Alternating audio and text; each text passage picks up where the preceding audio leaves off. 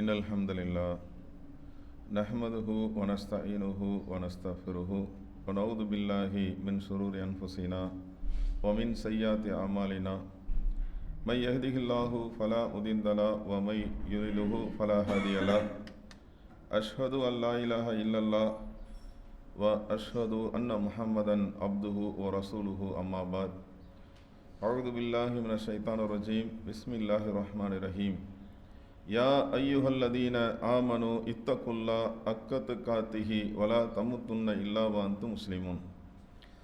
கண்ணியத்துக்குரிய எல்லாம் வல்ல அல்லாஹுவின் நல்லடியார்களே, அல்லாஹு ரப்புல் ஆலமீன் நம் மீது கடமையாக்கி இருக்கின்ற இந்த ஜும்மாவுடைய நாளில் அதை நிறைவேற்றுவதற்காக நாம் அனைவரும் இங்கே ஒன்று கொழும்பிருக்கும் இந்த சந்தர்ப்பத்திலே முஹர்ரம் மாதமும் முஸ்லிம்களும் என்கின்ற தலைப்பின் கீழ் ஒரு சில செய்திகளை நாம் அறிந்து கொள்ள இருக்கிறோம். இந்த தலைப்புக்கான காரணம் என்னவென்றால், முஹர்ரம் மாதத்திற்கு உள்ள சிறப்புகளை முஸ்லிம்கள் சில பேர் அறியாத காரணத்தினால், அதுபோல இந்த மாதத்தில் என்ன செய்ய வேண்டும், எதையெல்லாம் செய்யக்கூடாது, தவிர்த்து கொள்ள வேண்டும் என்று மார்க்கத்தில் சொல்லப்பட்டிருக்கிறதோ அந்த அடிப்படையை உணராமல் இஸ்லாமியர்களில் சில பேர், முஸ்லீம்களில் சில பேரை நம்ம பார்க்கிறோம், மார்க்கத்துக்கு புறம்பான காரியங்களை செய்யக்கூடியவர்களாகவும் அதிகமான மூட நம்பிக்கையில் ஈடுபடக்கூடியவர்களாகவும் நாம் காண்கிறோம். அப்போ மார்க்க அடிப்படையில் என்ன சொல்லப்பட்டிருக்கிறது, இந்த முஹர்ரம் மாதம் குறித்தும் அதில் செய்ய வேண்டியது குறித்தும் தவிர்க்க வேண்டியது குறித்தும் என்னெல்லாம் சொல்லப்பட்டிருக்கிறது என்பதை நாமும் அறியாத அந்த சகோதர சகோதரிகளுக்கும் தகவலை எடுத்து சொல்ல வேண்டும் என்கின்ற நோக்கத்தில் தான் இந்த தலைப்பு தெரிவு செய்யப்பட்டிருக்கிறது. அல்லாஹ் முஹர்ரம் மாதத்தை பற்றி குறிப்பிடும் போது இது ஒரு சிறந்த மாதம் என்று அல்லாஹ் சொல்லுகிறான். புனித மாதம். அல்லாஹ் வானம் பூமி படைத்த நாளிலிருந்து மாதங்களின் எண்ணிக்கை என்பது 12. அல்லாஹ்வின் ஏட்டில் உள்ளபடி அதில் 4 மாதங்கள் சிறந்த மாதம். அல்லாஹ் சொல்லுகிறான், மின்ஹா அர்பத்தன் ஹுரும், 4 மாதங்கள் அதில் சிறந்தது. அந்த 4 மாதங்களை பற்றி அல்லாஹ்வுடைய தூதர் அவங்க சொல்றாங்க. தொடர்ந்து வரக்கூடிய 3 மாதம், துல்ஹாதா, துல்ஹஜ், முஹர்ரம், அடுத்ததாக உள்ளது ரஜப். இப்படி புனித மாதங்களில் உள்ள ஒரு மாதம்தான் முஹர்ரம் மாதம். அல்லாஹ் திருமறை குர்ஆன்லையும் இந்த 4 மாதங்களை பற்றி சொல்லித் தருகிறான். நபிகள் நாயகம் ஸல்லல்லாஹு அலைஹி வஸல்லம் அதற்கு விளக்கமாக இந்த மாதத்திற்குள்ள புனிதத்தை சொல்லித் தருகிறார்கள். அதுபோல இன்னும் ஒரு முக்கியமான விஷயம் என்னன்னு பார்த்தீங்கன்னா, காபத்துல்லாவில் திரை மாற்றக்கூடிய, அதாவது அந்த திரை சீலை இருக்குல்ல, புதிய திரை சீலை என்ன செய்வாங்க, மாற்றக்கூடிய ஒரு நாளாக முஹர்ரம் மாதத்துடைய 10வது நாள், ஆஷுரா, நம்ம சொல்றோம் ஆஷுராவுடைய நாள், ஆஷுராவுடைய நோன்பு, அந்த நாள் என்ன செய்கிறாங்க, மாற்றுவார்கள் ஆரம்பத்தில்.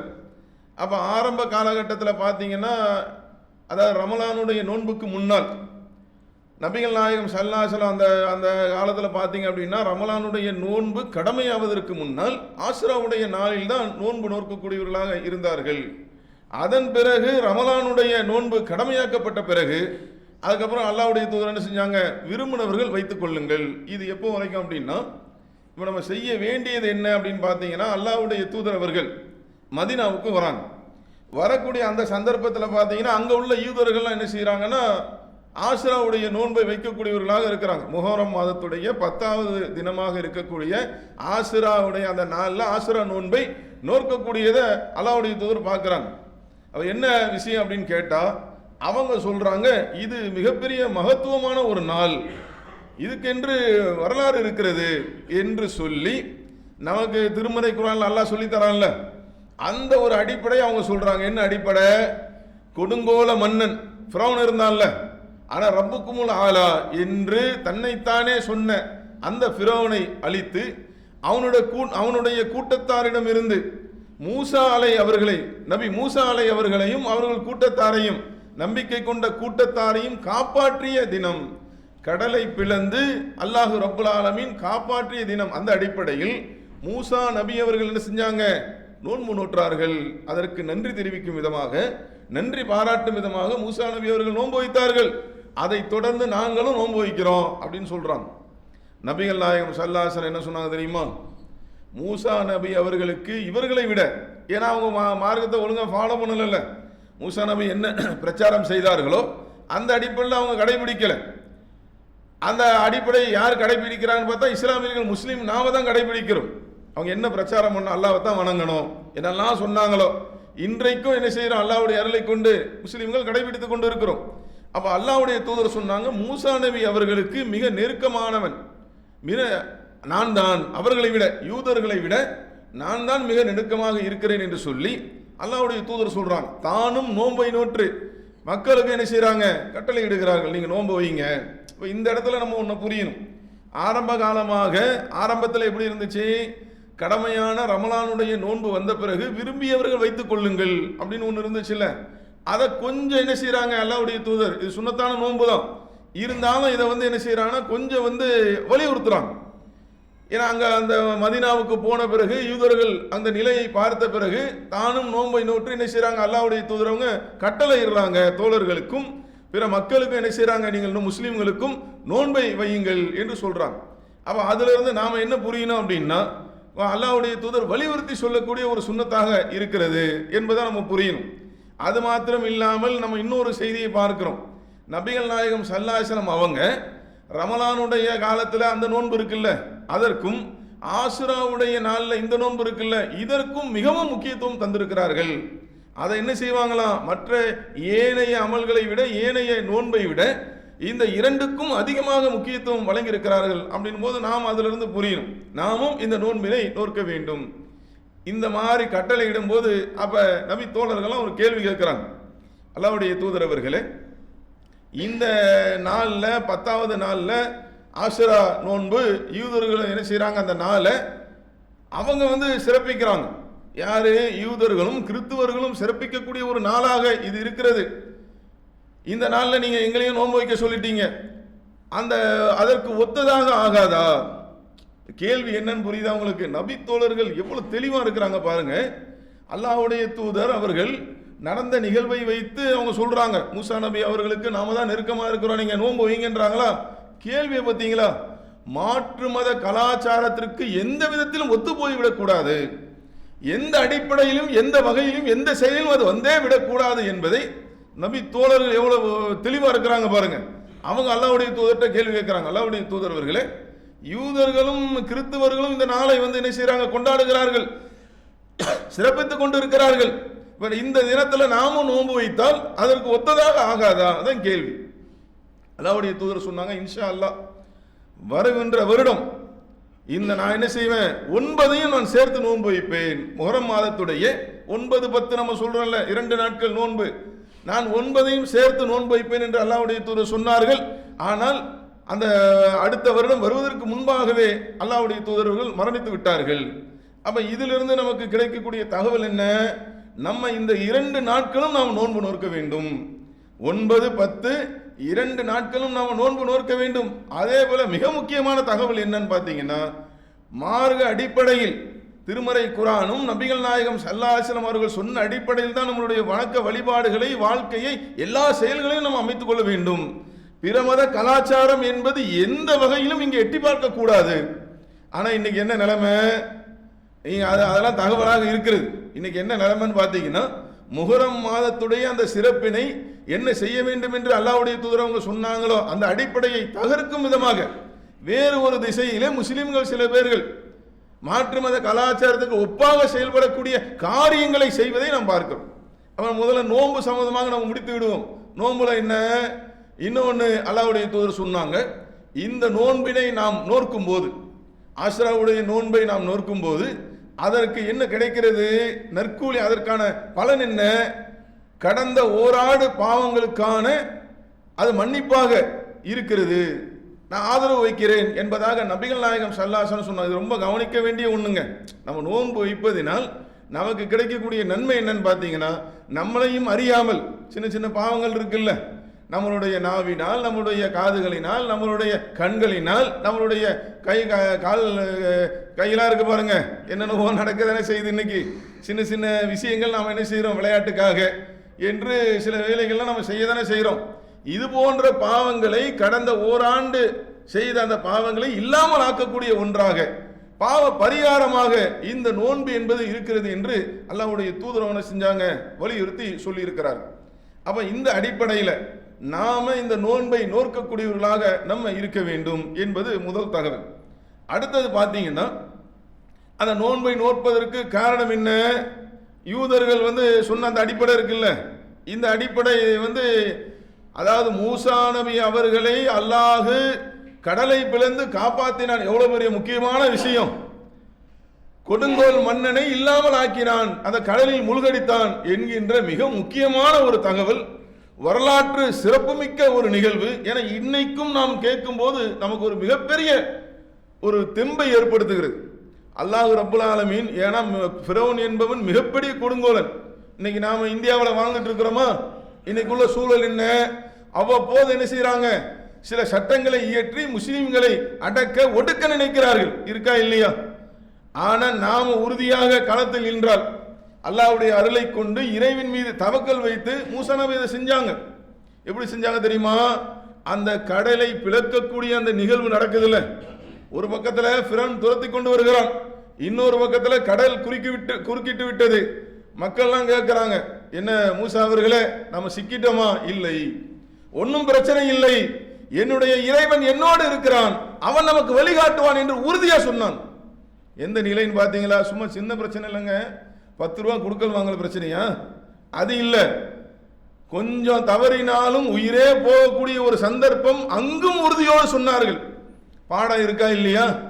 இதுல நமக்கு படிப்பினை இருக்கிறதா இல்லையா? யோசித்து பார்க்க வேண்டும்.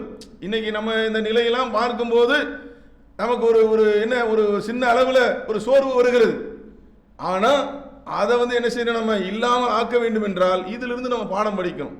மூசா நபி அவங்க சொன்னாங்கல்ல, என்ன நடந்தாலும் சொல்லி, ஏன்னா அல்லாஹ்வுடைய மார்க்கத்தை நம்ம ஃபாலோ பண்ணிட்டு இருக்கிறோங்க. இஸ்லாமியர்கள் முஸ்லீம்கள் அதைத்தான் சொன்னாங்க, அல்லாஹ் என்னோடு இருக்கிறான். ஏன்? அல்லாஹ்வுடைய மார்க்கத்துக்காக இருக்கிறோம். எதுக்கு போய் நின்றாங்க அங்க? அப்ப அது போன்ற ஒரு எண்ணத்தையும் நாம என்ன செய்யணும்? ஏற்படுத்தி கொள்ள வேண்டும். இது ஒண்ணு, இது நமக்கு படிப்பினை. இங்க நடக்கிறது என்னன்னு பாத்தீங்கன்னா, அப்படிப்பட்ட முக்கியமான அந்த வரலாற்று சிறப்புமிக்க அல்லாஹ் திருமறை குர்ஆன்ல சொல்லித் தருகின்ற அதை மறைக்கக்கூடிய விதமாக இன்னைக்கு என்ன இருக்கு? கர்பலா வரலாறு எல்லாம் கேள்விப்பட்டிருப்பீங்க. உசைன் அலி அவங்க என்ன செஞ்சாங்க? கொன்று விட்டார்கள். அது வருத்தம் தான் வைங்களேன், அதில் மாற்று கருத்து இல்லை. ஆனால் அதற்காக நாங்கள் துக்கம் அனுஷ்டிக்கிறோம் என்கின்ற பேரில் இவர்கள் செய்யக்கூடிய இந்த அநியாய அக்கிரமங்கள் இருக்கிறது, ஷியாக்கள் தங்களுடைய கைவரிசையை காட்டுகிறார்களே, இதை நம்ம அனுமதிக்க முடியுமா? மார்க்கம் என்ன சொல்லுது? இஸ்லாத்தின் அடிப்படை என்ன? ஒருவர் இறந்துட்டாருன்னு வைங்க, இறந்து விட்டார், குடும்பத்தில் ஒருவர் இறந்து விட்டார், நபிகள் நாயகம் அதுக்கான அந்த அடிப்படையை சொல்லுகிறார்கள். 3 நாட்கள் நீங்க என்ன செய்யலாம்? நீங்க இயல்புக்கு மாற்றமாக துக்கத்தில் இருக்கலாம், உங்களுடைய சோகத்தை நீங்கள் வெளிப்படுத்தலாம். எப்ப? 3 நாள். அதற்கு பிறகு நீங்க அப்படியே உட்கார்ந்துட்டு இருக்க கூடாது, அடுத்த நிலைக்கு நீங்கள் வர வேண்டும், சகஜ நிலைக்கு வர வேண்டும். அல்லாஹ்வுடைய தூதர் மிக தெளிவாக அழகாக வழிகாட்டி இருக்கிறார்கள். என்னைக்கோ நடந்த ஒண்ணு, அதை வைத்துக்கொண்டு இன்னைக்கு என்ன செய்யறாங்க? தங்களை தாங்களே காயப்படுத்தி கொண்டு நடக்குதா? பல இடங்கள்ல பாருங்க, அதுக்கு என்ன சில வெப்பன்ஸ் அவங்க வச்சிருக்கிறாங்க. தங்களை தாங்களே காயப்படுத்தி கொண்டு என்னன்னா நாங்கள் துக்கம் அனுஷ்டிக்கிறோம். அதன் பிறகு என்ன நடக்குமா? ஒரு பக்கம் இப்படி சொல்றது, இன்னொரு பக்கம் பார்த்தீங்கன்னா, அதாவது அந்த பஞ்சாவுடைய அணிவகுப்பு இருக்குல்ல, அதெல்லாம் பார்த்தீங்க அப்படின்னா புத்தாடை அணிந்து கொண்டு இவங்க துக்கப்படுறாங்களா இல்ல மகிழ்ச்சியா இருக்கிறாங்களா என்று கண்டுபிடிக்காத அளவுக்கு முரணான விஷயங்கள் நடக்கிறது. ஒரு பக்கம் அது நடக்குது, நாங்கள் துக்கம் அனுஷ்டின்னு சொல்றாங்களா, இன்னொரு பக்கம் பார்த்தீங்கன்னா பஞ்சாபில் என்ன நடக்குது? அதில் கூடக்கூடிய மக்கள் புத்தாடைகளை அணிந்து கொண்டு இல்லை. நம்மளுடைய கேள்வி என்னன்னாங்க, இந்த பஞ்சான்னு ஒன்று சொல்றாங்கல்ல, ஷியாக்களுடைய கைவரிசையை நீங்கள் பாருங்கள். அதாவது இஸ்லாத்திற்கும் இதுக்கும் சம்பந்தம் இருக்கா? இதாங்க முக்கியமான தகவல். நம்ம சிறப்புகள் இருக்கிறது, நம்ம நோன்பு நோக்க வேண்டும், படிப்பினை பெற வேண்டும், உறுதியாக இருக்க வேண்டும் என்பது ஒரு தகவல். அடுத்தது என்ன? நடக்கக்கூடிய மூட நம்பிக்கைகள், மார்க்கத்துக்கு புறம்பான செயல்கள், இதை இல்லாமல் ஆக்க வேண்டும் என்றால் நம்ம இந்த செய்திகளை அறிந்து என்ன செய்யணும்? மக்களுக்கு சொல்லணும். அவங்க வைக்கிறாங்கல்ல பஞ்சா என்று வைக்கின்றார்களே, அதுவே விளங்குதா உங்களுக்கு? ஷியாக்கள் என்ன செய்ய மாட்டாங்க? மற்ற நபி தோழர்களை மற்றவர்களை ஏற்றுக்கொள்ளவே மாட்டார்கள். நபிகள் நாயகம் ஸல்லல்லாஹு அலைஹி வஸல்லம் அவர்கள், அலி அவர்கள், ஃபாத்திமா ரலியல்லாஹு அன்ஹா அவர்கள், அதே மாதிரி ஹசன் ஹுசனார் அப்படின்னா அதுதான் அந்த இதை தான் நாங்கள் சிம்பாலிக்காக வைக்கிறாங்க இல்லைங்க. பஞ்சா என்பது இந்த 5 விரல் வைக்கிறதுக்கு அதனுடைய பின்னணி என்ன, அதனுடைய தகவல் என்ன, அதனுடைய அடிப்படை என்ன? இந்த 5 தான். இந்த 5 பேர் தான் எங்களுக்கு அதைத்தானே வைக்கிறாங்க. அதையும் ஒரு பொம்மை மாதிரி செஞ்சு மற்றவர்கள் வைப்பது போன்று என்ன செய்யறாங்க, காட்சிப்படுத்தி. இதெல்லாம் இஸ்லாத்தில் உண்டா? அப்ப சியாக்கள் என்பவர்கள் செய்யக்கூடிய அந்த கைவரிசையில் இன்றைக்கு முஸ்லீம்கள் சில பேர், நமக்கு என்ன வேதனைனா, திருமறை குரானையும் நபிகள் நாயகம் ஸல்லல்லாஹு அலைஹி வஸல்லம் அவங்களுடைய போதனையும் பின்பற்ற வேண்டிய இஸ்லாமியர்கள் முஸ்லீம்கள் அவங்க போய் அதுக்கு இலக்காகிறார்கள். நாங்க பஞ்சாவை பார்க்க போறோம், என்ன இருக்குன்னு கேட்கிறேன். போறாங்களா இல்லையா? நடக்குதா இல்லையா? மார்க்கத்துக்கு புறம்பான ஒன்று, அதுல போய் என்ன செய்யறாங்க, நாங்கள் பஞ்சாவை பார்க்க செல்கிறோம். அது மட்டுமா நடக்குது? இன்னும் பார்த்தீங்கன்னா இந்த பஞ்சாவுடைய நிகழ்வுல தீ மிதித்தல் இருக்காங்க. இஸ்லாத்துல தீ மிதித்தல் நடக்கிறது. என்னன்னா நாங்கள் துக்கம் எல்லாம் தான் பேரு, நாங்கள் துக்கம் அனுஷ்டிக்கிறோம். தீ மிதிக்கக்கூடிய நிகழ்வு நடக்குதா? இன்னும் அதை சொல்ல போனா உங்களுக்கு அந்த 10வது நாள்ல அந்த ஊர்வலத்தை கொண்டு போறாங்கல்ல, பஞ்சா ஊர்வலம் தான் சொல்லணும், பஞ்சாவை கொண்டு போறாங்கல்ல, அதை சிலம்பாட்டம், அந்த ஆட்டம், வாயில மண்ணெண்ணெயை ஊற்றி என்ன செய்யறது, தீப்பந்தத்தை கொளுத்துவது, தீயை வர வைப்பது, இதெல்லாம் இருக்கா? இதுக்கும் இஸ்லாத்துக்கும் என்ன சம்பந்தம்? குரான்ல இருக்கா? அல்லாஹ்வுடைய தூதர் சொன்னாங்களா? இப்படி இல்லாத ஒன்றை சியாக்களின் கைவரிசையை இன்று முஸ்லிம்கள் சில பேர் என்ன செய்யறாங்க, அதில் போய் பங்கெடுக்கக்கூடிய நிகழ்வு நடந்து கொண்டு இருக்கிறது. இதுதான் நமக்கு வேதனையா இருக்கு. இப்படி இஸ்லாமியர்கள் செய்யலாமா, முஸ்லிம்கள் செய்யலாமா? அவன் சியாக்கள் என்ன செய்ய மாட்டாங்க, இந்த 5 பேரை தவிர மற்ற யாரையும் ஏற்றுக்கொள்ள மாட்டார்கள். அப்படி ஒரு சித்தாந்தம், அவன் ஒரு வழிகட்ட கொள்கை. ஆனா இங்க இஸ்லாத்தை ஏற்றுக்கொண்டு முஸ்லீம்களாக நாங்கள் இருக்கிறோம் என்று சொல்லிக்கொண்டு பேர்ல வேற சுன்னத்து ஜமாத் எல்லாம் சொல்லிக்கொண்டு அறியாமையில் இருக்கிறாங்களா இல்ல மக்கள், அதுல போய் என்ன செய்யறாங்க, போகக்கூடிய நிகழ்வை நாம பார்க்கிறோம். இன்னுங்க பல பேர் இந்த முஹர்ரம் மாசத்துல கல்யாணம் பண்ண மாட்டாங்க, தடை செய்த மாதம் இன்னும் இருக்குங்க பல இடங்கள்ல முஸ்லீம் இடத்துல இந்த நம்பிக்கை. ஏன் முஹர்ரம் மாதத்தில் அந்த 10 தினங்கள் கணவன் மனைவி ஒன்றாக இருக்கக்கூடாது, குடும்ப வாழ்க்கையில் ஈடுபடக்கூடாது? யாரு சொன்னா? உனக்கு சொல்றதுக்கு ரைட் இருக்கா? மார்க்கத்தை கையில் எடுக்க உனக்கு அதிகாரம் இருக்கா? அல்லாஹ் தான் சொல்லணும். நம்ம மார்க்கத்தில் பார்க்கிறோம், திருமறை குரான்ல பார்க்கிறோம், நோன்பு நோக்கிறோம்லங்க, அந்த நேரத்தில் அல்லாஹ் என்ன செய்யறான், பகல் நேரத்தில் மட்டும் நீங்கள் ஒன்று கூட வேண்டாம், அதை தடை செய்யறான் அல்லாஹ். அல்லாஹ்வுக்கு அதிகாரம் இருக்கிறது. இரவுல நீங்க என்ன செய்யுங்க, வசனம் இருக்கிறது, நோன்பு கால இரவில் உங்கள் மனைவியோடு நீங்கள் என்ன செய்யுங்க, சேர்ந்து கொள்ளுங்கள், அது குற்றம் இல்லை. அப்ப அதுல இருந்து அந்த கருத்து வருதா? அல்லாஹ்வுக்கு அதிகாரம் இருக்கிறது, அல்லாஹ் தடை செய்வான். நீ யாருன்னு கேட்கிற? இன்றைக்கு முஹர்ரமுடைய 10 நாட்கள்ல கணவன் மனைவி பிரிந்திருக்க நிறைய இடங்கள் இருக்குங்க. கணவன் மனைவி என்ன செஞ்சிருவாங்க, இவர் வீட்டில் இருப்பாரு, அவங்கள அனுப்பிச்சிருவாங்க, அவங்க வீட்டுக்கு அனுப்பிவிடுவார்கள். அதோடு மாத்திரம் இல்ல, நிறைய பேர் திருமணம் செய்யாமல் இருப்பதற்கு, இந்த மாசத்தை தேர்வு செய்து திருமணம் செய்யாமல் இருப்பதற்கு என்ன காரணம்? அதுவும் அதுதான் காரணம். அப்ப இது போன்ற இந்த மூட நம்பிக்கைகள், இஸ்லாத்தில் இல்லாத இந்த விஷயங்களை இல்லாமல் ஆக்க வேண்டும் என்றால் இதெல்லாம் நம்ம எடுத்து சொல்லும். அறியாமையில் இருக்காங்களா இல்லையா முஸ்லீம்கள்? இன்னும் பார்த்தீங்கன்னா மீன் சாப்பிடக்கூடாது. யாருங்க சொன்னது மீன் சாப்பிடக்கூடாது? அல்லாஹ் தடை செஞ்சிருக்கிறானா? குறிப்பிட்ட இந்த 10 நாள் மீன் சாப்பிடக்கூடாதான். மார்க்கத்தில் உண்டா? நபிகள் நாயகம் சொன்னாங்களா? குரான்ல வசனம் இருக்கிறதா? எல்லா நாளும் சாப்பிடலாம். அப்ப இது போன்ற இது எவ்வளவு டேஞ்சர்னு பார்த்தீங்களா? சாதாரணமா நினைக்கிறாங்க. நாங்க என்னங்க பார்க்க தானங்க போறோம், பஞ்சாவை ஏங்க போறீங்க அப்படின்னா, நாங்க என்ன பார்க்க தானே போறோம், என்ன இருக்கு அதுல? இப்படி மார்க்கத்தில் கை வைக்கக்கூடிய, அல்லாஹ்வுடைய அந்த அதிகாரத்தில் கை வைக்கக்கூடிய நிகழ்வுகளை செய்யக்கூடிய அந்த ஒன்றை இவன் என்ன செய்யறாங்க, அறியாமையின் காரணத்தினால் ஆதரிக்கும் விதமாக முஸ்லீம்கள் போகக்கூடியதை நம்ம பார்க்கிறோம். இன்னும் பல விஷயங்கள் இருக்கிறது. என்ன இருக்கு? பஞ்சா கிட்ட போய் கோரிக்கை வைக்கணும்.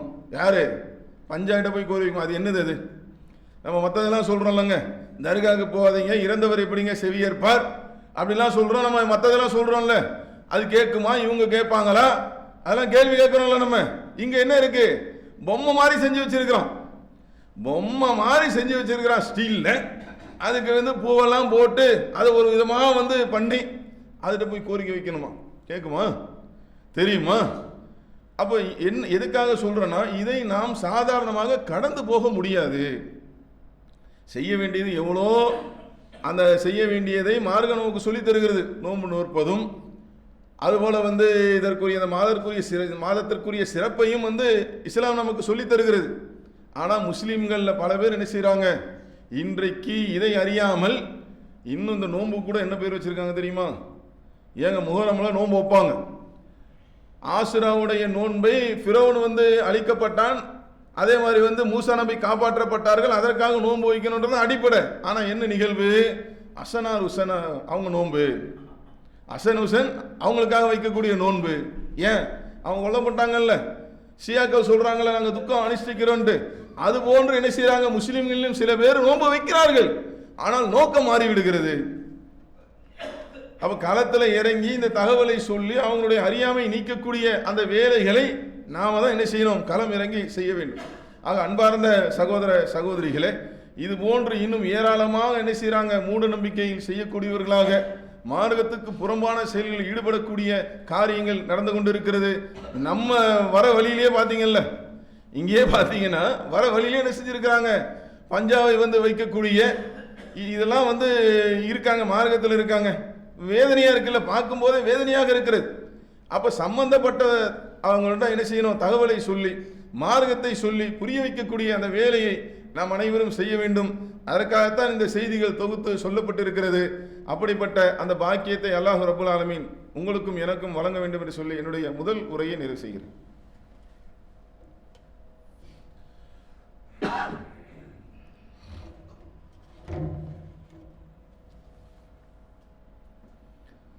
அஸ்ஸலாமு அலைக்கும் வரஹ்மத்துல்லாஹி வபரகாத்துஹு. அன்பார்ந்த சகோதர சகோதரிகளே,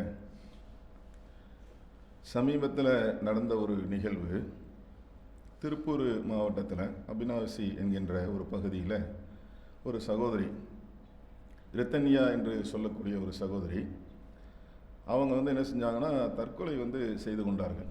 திருமணமாகி 7 நாள் தான் ஆகுது. இப்போ நீங்கள் நியூஸ்லலாம் பார்த்தீங்கன்னா அது ஓடிட்டுருக்கு. என்ன காரணம், அவங்களுடைய பெற்றோர்கள் என்ன கம்ப்ளைண்ட் பண்ணியிருக்கிறாங்க அப்படின்னு பார்த்தா வரதட்சணை கொடுமை, அதுதான் காரணம். அந்த ரித்தனியா அவங்களுடைய கணவரும் மாமனாரும் அவங்களுடைய குடும்பத்தாரும் வரதட்சணை கேட்டு என்ன செஞ்சிருக்கிறாங்க, கொடுமை படுத்தியிருக்கிறார்கள், கொடுமை செய்திருக்கிறார்கள். அதனால தான் எங்களுடைய மகள் உயிரை மாய்த்து கொண்டார்கள் என்று கம்ப்ளைண்ட் பண்ணியிருக்கிறாங்க. அந்த புகாரின் அடிப்படையில் அவங்கள கைது செய்திருக்கிறாங்க. இது நடந்த தகவல். அப்போ முதல் தகவலாக நாம் சொல்வது என்னன்னு பார்த்தீங்கன்னா, எந்த பிரச்சனைக்கும் எந்த ஒன்றுக்கும் தற்கொலை என்பது என்ன செய்யாது, தீர்வாகாது. துணிச்சலோடு என்ன செய்யணும், எதிர்கொள்ள பழகி கொள்ள வேண்டும். வாழ்க்கையை முடித்துக் கொள்வது, உயிரை மாய்த்து கொள்வது, தற்கொலை என்பது எதற்கும் தீர்வாகாது. ஆனால் அதே நேரத்தில் இன்னும் சில கேள்விகள் நமக்கு எழுகிறது. என்ன கேள்விகள்?